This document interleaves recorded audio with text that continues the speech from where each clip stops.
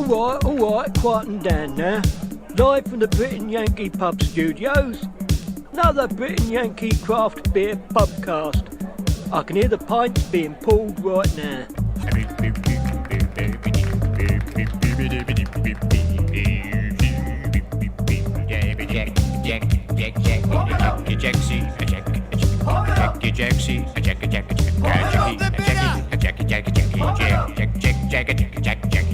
Take it away, lads. You are paying for that beer, aren't you? Pump up the bitter. Pump up the bitter. Hello and welcome everybody to yet another Britain Yankee craft beer podcast. This is Pubcast number 371, and it is actually going to be a very exciting podcast for me because the beers that we're going to be sampling and the person we're going to be talking to has really got my juices flowing. But before we do that, okay, and yes, okay, you can mop up my juices later, boys. I just want to say I'm the Brit, Phil Clark, and thank you very much to everybody who's listening. Thank you for subscribing. You can reach us at pints@thebrittonyankee.com, and we're on all major podcast outlets. And I'm happy to say that today, for this special occasion, we have the band back together again. I have both of my regular or irregular, I guess they kind of switch out, co-hosts with me. So first of all, I'm going to introduce from Church Street Brewing in Itasca, Illinois. It is the senior brewing consultant, Mr. Chuck Ford. Hello, Chuck. Hello, Phil. Hello, Chuck. I love his little intro. How are you doing? I'm doing pretty good. I haven't seen you for a few. Yeah, we've been brewing a lot of lagers, and that always slows me down a little bit. Oh, it does? Yeah. It's because you're getting old like me. Yeah. Oh, wait a minute. I am old.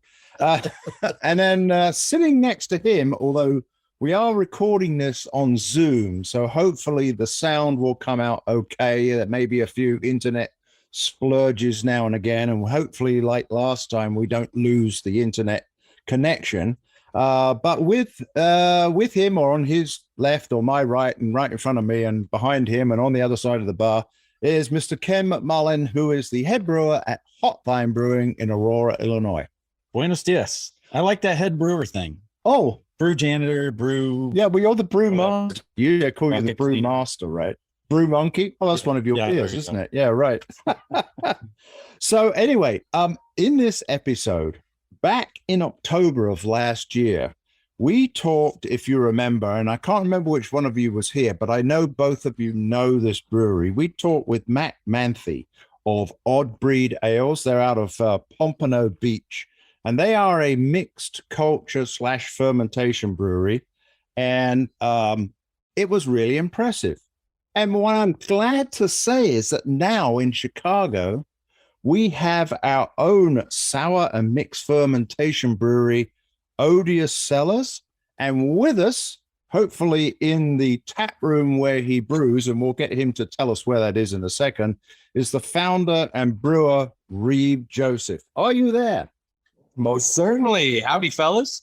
Hey, he's great. Well, got him. That's fantastic. Well, thank you so much for coming on. I know this was kind of a, we were going to do it at one day, and then we're going to do it another day, and then we're going to do it at one time, and then Ken screwed it up. We wanted to do it early.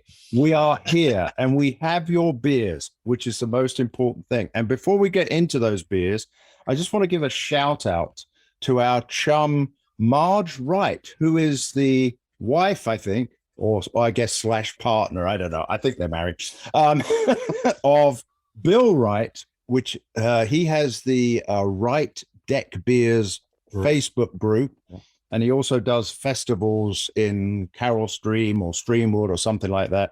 And she said, I met this great guy called Reeve Joseph, and he is going to be giving me some beers. And I've tasted a couple of them, and they're fantastic. You need to talk to him. So I says, okay, fine, I will.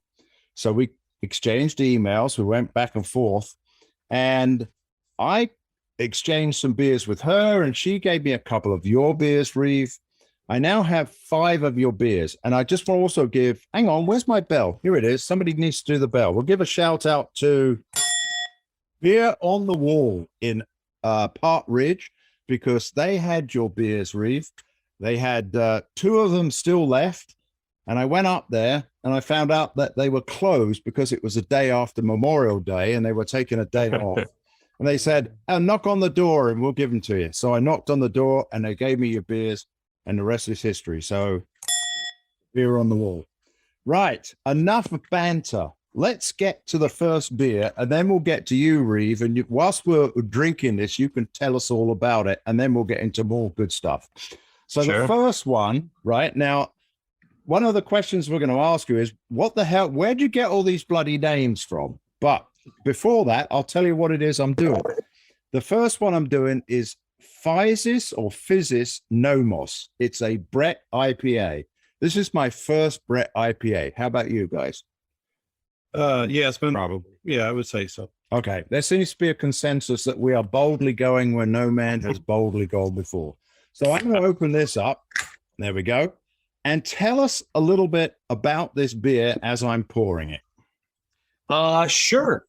So this was definitely a little bit of a project of mine. We've done a few iterations. Each one, the hop bill, we've kind of changed just slightly, messing around with it.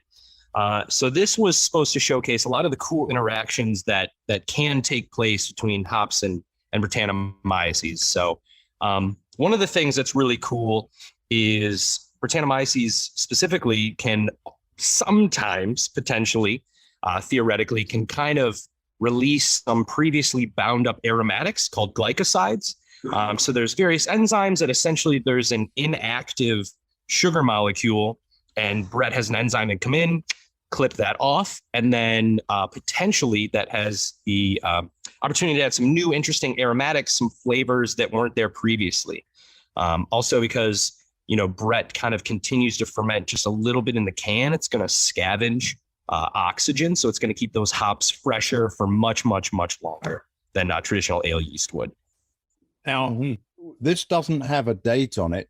Do you know when you might just reading on the side here, it says double dry hot with Brew One, Citra, and Southern Passion. I'm assuming that Southern Passion is a hop and not just that you're from the South and you're very passionate. A little bit of both. Okay.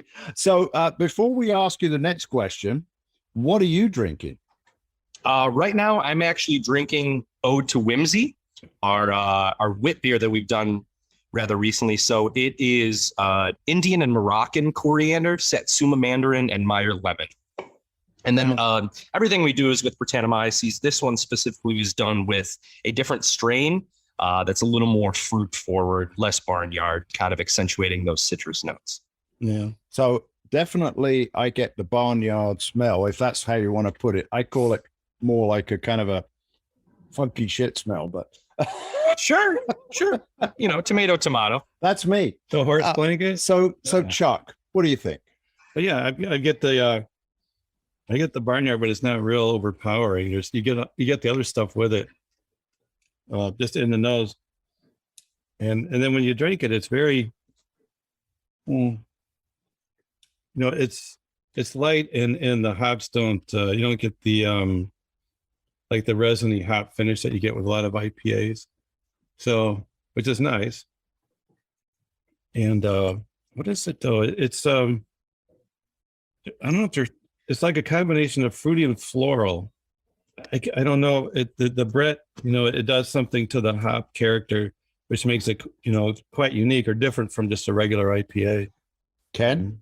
I think I get all that too. The thing for me is the body of this is so light. Yeah. Yes. Very, like, very refreshing. And yeah.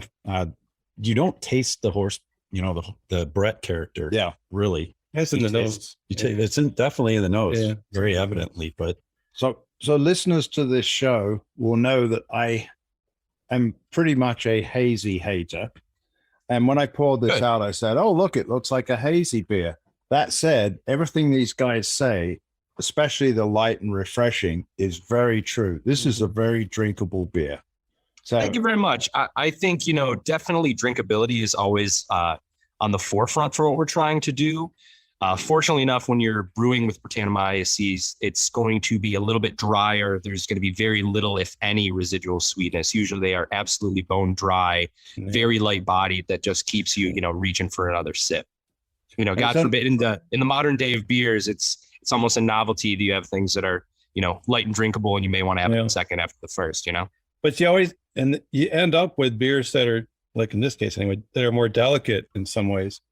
Like you don't have to, the hops come through, you don't have to hit people over the head with the hops because it's dry enough that it, I'm guessing, the hopping, well, I don't know. I'm guessing the hopping rates would be lower than a typical IPA. Wouldn't they, or no? Yeah. So I don't know off the top of my head, hot side additions. I'd probably have to guess somewhere around 1.5 to 2 pounds per barrel. And then dry hop is probably around 2 pounds per barrel. That's still pretty good. Yeah. Yeah. So definitely pretty significant. That one is probably a couple of months old. So I'm sure a little bit of the hop is faded, but yeah, but still, I mean, like you said, it scavenges the oxygen. So, I mean, I still get a lot of the hop flavor. It's just not, like typical IPAs get like a real resiny finish. Some of them, I don't know how else to describe it, but like this doesn't have that, which is nice. Mm-hmm. So where does the name come from? Did I ask him that? Where's the name come from? Yeah, you did not ask me that. And fortunately enough, I didn't answer it just yet. Oh, okay. So physis nomos is kind of like a nurture versus nature, kind of like the great law and an order of sort of struggle between, man and the world around him and things like that. And I guess it was a little bit tongue in cheek in that, we're predominantly doing a lot of mixed culture sour stuff. And I definitely wanted to, put something hoppy out there, but also, again, doing a little bit of nod to those Brett hop interactions and kind of the natural product of the hop, how I can kind of intervene and maybe coerce some extra characters and aromas out of them through these, biotransformation processes. So when are you drying this? What part of fermentation? I'm sorry, say again, you cut out for a second. At what time, when are you dry hopping this? So I will do a smaller amount, probably about 0.5 pound per barrel during active fermentation. Active fermentation for when you're doing primary with Brettanomyces is relatively quick. I mean, we're hitting terminal probably within 3-4 days. So not too far from like a Kvike fermentation. So you got to be monitoring pretty quickly. So again, probably doing a smaller one there to try to get a little bit of Brett and hop interaction. And then the final dry hop I'm doing near after we're getting repeat gravity, it's all fermented out. Usually with our beers, like I said, they're fermenting out into 3 or 4 days, but then we're letting the Brett develop flavor for another couple of weeks, maybe 2 or 3. And so depending on what the end process is, I may dry hop right when fermentation is done to allow a little bit of yeast interactions, or if I'm really just going for the most fresh, untainted hop addition, I may do it right before cold crashing and carbonation and try to minimize the interaction. Kind of depends on the finished product. Okay, so I'm going to ask a real basic question after I've asked this next question. All right, don't let me forget. Don't let me forget my question, boys. Your basic question. Yeah, right. So my first question is, give us a summary of how the heck you got to where you are today, because I am sitting here in my Wicked Weed T-shirt, which not many people can see because we're not on video. Sure. I have my Wicked Weed glass, and I really enjoyed my visit down to Asheville to the tap room. Fantastic place, and I understand that features in your history of how you got to where you are today. So, give us a quick summary of how the hell you got to this point where you are now. Sure. I'm usually pretty long-winded, so I'll try to keep it tight. Essentially, I'm talking to me, have you? I was born and raised in Metro Detroit, and so I got into homebrewing, as many did in sort of the late aughts, probably around 2010 or so, maybe a touch earlier. Because you can buy homebrewing ingredients when you're 18, you don't have to be 21. Fun little loophole. So got really into that. and I decided to move out to Chicago to try to eventually attend the Siebel Institute. And so I came here, worked at a few smaller breweries, made my way over to Lagunitas for a number of years, went and did the Siebel Masters course. So that was 2 months here in Chicago and then about 5 months over in Munich. Came back, and then, over there really got enamored with trying to open up my own place, especially, focusing on sours and Brett, just really dorking out on all that fun stuff. And, they don't do a lot of that stuff at Lagunitas. And also to, eventually open up my own place, the stuff there was never going to be entirely applicable as far as scale, right? So a gentleman I went to school with, my buddy Jeremy, and later roommate said that they were hiring a pub brewer down at Wicked Wheat. And I said, you know what, I'll come on down. I'll check it out. Went down there. I thought the beers were phenomenal. I thought Asheville was gorgeous. I do a little bit of rock climbing and a big outdoors guy myself. So tricked my wife into coming down with me, and then got a feel for, a smaller system, working on the 15 barrel thing, trying to interact with their sour program as much as I could. And then, there was a little bit of a buyout, got a little check to cover some moving fees to come back up here. So what was your opinion on the buyout, by the way? Because when it happened, I thought everybody that was the end of Wicked Wheat, never buying their beers again. Right. Well, I mean, it's difficult. I was, when I was there, I was pretty upset about it. My wife actually worked for the company as well. So it was funny. She was sitting right next to me in the meeting when we found out. And, that's never something I necessarily wanted to be a part of. But after you're in business for a while, I understand there are, certain limitations in your growth. And that is definitely another way for them to continue to grow and to, just continue to get those wonderful beers out there. But, I decided to kind of go my own way. But I adore everyone down there. I can't say enough good things about their beer, about everyone at that company. Phenomenal human beings, all of them. All right. Well, we're going to drink up our first beer, and then I'm going to cut because we're going to open up our second beer. And there'll be more questions for you moving on from where you are now. Okay. All right. We're back in a sec, folks. Hello, everybody. Phil the Brit Clark here. Thanks for watching the video. If you'd like to hear the full interview with Reeve Joseph, then please subscribe to our audio podcast that's available on Spotify, iTunes, Google Podcasts, and most other podcast apps. Or you can head over to our website, and the URL is down below here somewhere, and we have our own player on that, and you can use that to listen to it on your computer. So, thanks for watching. Please hit the subscribe button so you can be notified of any new videos that are coming out on our YouTube channel. And until the pub is open for the next Britain Yankee Craft Beer podcast, it's cheers from me.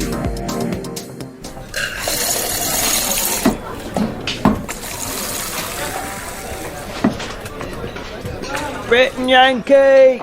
Britain Yankee! I'll have a pint. No, go, give us a pint. You got any tetlers? A pint, please, Bob. Give another pint, please, Bob.